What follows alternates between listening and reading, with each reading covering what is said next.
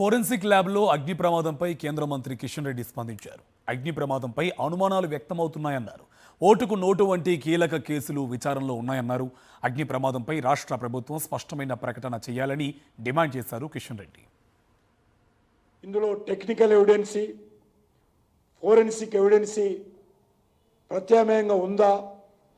నాకు తెలిసినంత వరకు ఉండాలి ఖచ్చితంగా. మరి ఈ విషయం పైన రాష్ట్ర ప్రభుత్వము స్పష్టంగా ప్రకటించాల్సిందిగా నేను ఈ సందర్భంగా డిమాండ్ చేస్తా ఉన్నాను.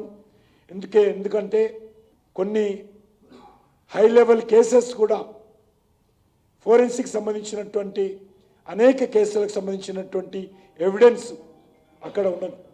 అది ఓటుకు నోటు కేసు కావచ్చు, లేక ఫోన్ ట్యాపింగ్ కేసు కావచ్చు, అన్ని రకాలుగా డేటా అందులో ఉన్నది. కాబట్టి దానిపైన అనేక రకాల అనుమానాలు రోజు టీవీలో వస్తూ ఉంది.